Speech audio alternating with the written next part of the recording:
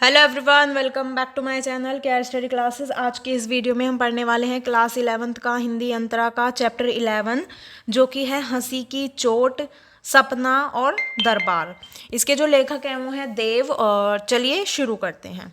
सबसे पहले महाकवि देव का जो जन्म है वो इटावा उत्तर प्रदेश में हुआ था, और इनका जो पूरा नाम था वो देवदत्त द्विवेदी था। औरंगजेब के पुत्र आलम शाह के संपर्क में आने के बाद इन्होंने बहुत सारे आश्रयदाता बदले, और उनमें सबसे ज़्यादा जो संतुष्टि इन्होंने पाई वो भोगीलाल नाम के साहद आश्रयदाता के साथ इन्हें प्राप्त हुई। ठीक है, उसके बाद इन्होंने जो इनका काव्य था उससे मतलब कि जो भोगीलाल थे वो इनके काव्य से प्रसन्न होकर उन्होंने इन्हें लाखों की संपत्ति भी दान की थी।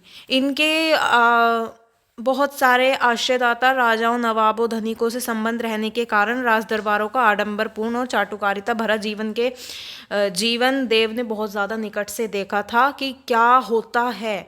जो राजा हैं, नवाब हैं, धनिक हैं, ठीक है, तो वो लोग कैसे हैं और वो क्या करते हैं, वो सब इन्होंने बहुत ज़्यादा निकट से देखा था, और इसीलिए इन्हें ऐसे जीवन से वितृष्णा हो गई थी। ठीक है, रीतिकाल कवियों में जो देव हैं वो बहुत बड़े प्रतिभाशाली कवि थे, और दरबारी अभिरुचि से बंधे होने के कारण उनकी कविता में जीवन के विविध दृश्य नहीं मिलते, किंतु उन्होंने प्रेम और सौंदर्य के मार्मिक चित्र प्रस्तुत किए हैं।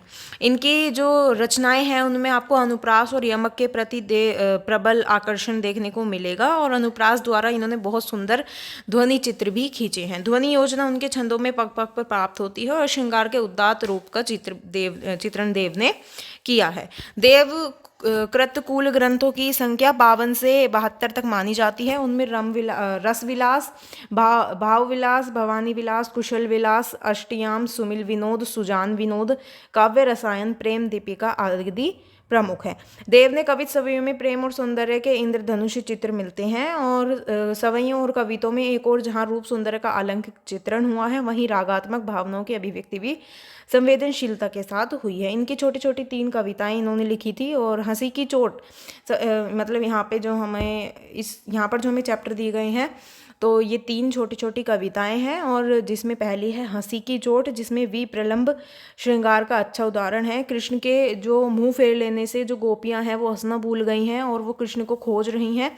ठीक है, वो खोज खोज कर हार गई हैं, और कृष्ण जो हैं वो मिलने की मतलब जो गोपियां हैं वो कृष्ण से मिलने की आशा पर ही जीवित हैं, और उनके जो शरीर के 5 तत्व हैं उनमें अब केवल आकाश तत्व ही शेष रह गया है, ऐसा इसमें कहा गया है। ठीक है, दूसरा है सपना। सपना में कृष्ण स्वप्न में गोपी को अपने साथ झूला झूलने को कहते हैं, और तभी गोपी की नींद टूट जाती है और उसका स्वप्न खंडित हो जाता है। इसमें जो संयोग वियोग है उसका मार्मिक मतलब उसका चित्रण देखने को हमें मिलता है। दरबार, उसके बाद दरबार में पतनशील और निष्क्रिय सामंती व्यवस्था पर जो देव हैं वो अपनी तीखी प्रतिक्रिया व्यक्त कर रहे हैं। अब हम आते हैं चैप्टर पर। पहला चैप्टर है यहाँ पर हंसी की चोट। यहाँ पर हमें कुछ पंक्ति दी गई हैं। तो हंसी की चोट, इसमें क्या है?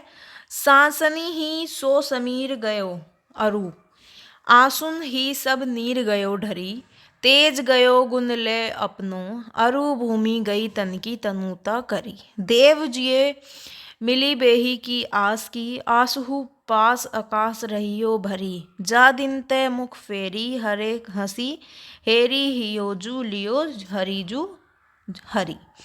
इन पंक्तियों में जो लेखक हैं, ठीक है, कवि हैं, वो कहते हैं कि मतलब इन पंक्तियों के माध्यम से जो कवि हैं वो कहना चाहते हैं कि कृष्ण के मुंह फेर लेने से जो गोपियां हैं वो हंसना भूल गई हैं। गोपी कृष्ण के विरह में व्याकुल हो रही हैं। गोपी के शरीर में से जो 5 तत्व हैं वो धीरे धीरे बाहर निकल रहे हैं, जैसे सांसों में वायु चली गई हो, रो रो कर आंसुओं के साथ सारे जल बह गए हों, सारे गुण साथ लेकर शक्ति भी चली गई हो, शरीर कमज़ोर हो गया हो, जिसके कारण भूमि तत्व भी चला गया है।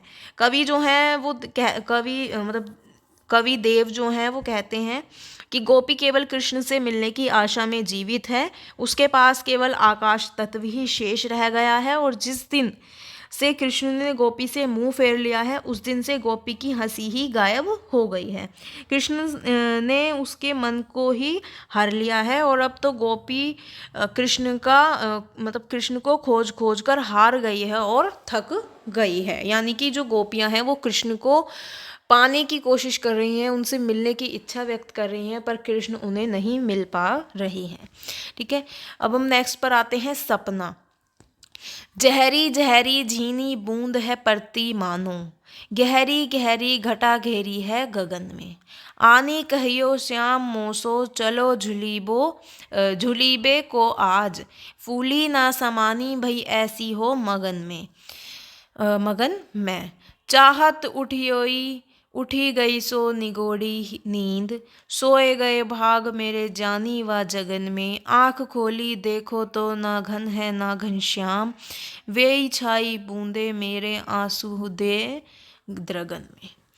इन पंक्तियों में जो कवि हैं वो कहते हैं कि गोपी, मतलब इन पंक्तियों में जो कवि हैं वो कहना चाहते हैं कि गोपी सपना देख रही है और सपने में गोपी कहती है कि बरसात की तरह झरझर बूंदें टपक रही हैं, हल्की हल्की बारिश हो रही है, बादल गड़गड़ा रहे हैं और घनघोर घटा छाई हुई है।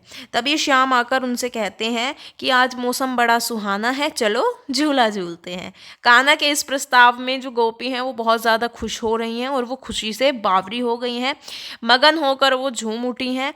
उसके बाद वो मतलब जो गोपी हैं वो उठना ही चाहती हैं कि जो उनकी नींद है वो उठ जाती है, और जब वो नींद से जागी तो वो कहती हैं कि मेरे भाग्य ही सो गए, क्योंकि जब आँख खुली और मैंने देखा, यानी कि जो गोपी हैं वो कह रही हैं कि उनके जो भाग्य हैं वो सो गए हैं, और जब उनकी आँख खुलती है तो वो देखती हैं कि आसमान में घटा छाई थी और ना ही घनश्याम थे। अब तो मेरे आंसू के ही बूंद बारिश की तरह विरह की वेदना में बह रही हैं, और गोपी जो हैं वो कृष्ण के साथ झूला नहीं झूल पा रही हैं। नेक्स्ट पर आते हैं दरबार। साहिब अंध मुसाहिब मूक, सभा बहिरी रंग रीज को माच्यो। भूलियो तहाँ भटकियो घट ओ घट, बूढ़ीबे को काहू कर्म न बाचियो।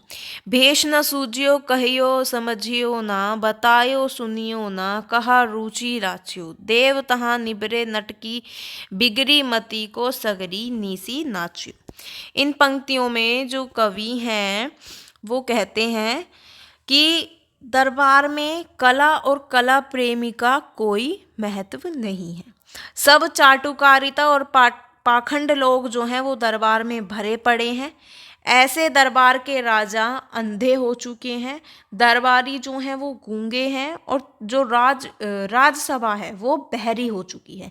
ठीक है, दरबार के राजा अंधे हो चुके हैं, दरबारी गूंगे हो चुके हैं, और जो राजसभा है वो बहरी हो चुकी है, और सब राग रंग में डूब चुके हैं। सब अपने फर्ज से भटक गए हैं, और कला के पारखी का वहाँ कोई महत्व नहीं है। रास्ता कठिन है, कोई कर्म के मार्ग पर नहीं चलता है, कोई कर्म ही नहीं बचा है, सब चापलूसी कर रहे हैं। और ऐसे दरबार में ना तो वेशभूषा समझ आ रही है, और ना ही कुछ कहने से समझ आता है, और ना बताने से किसी को सुनाई देता है।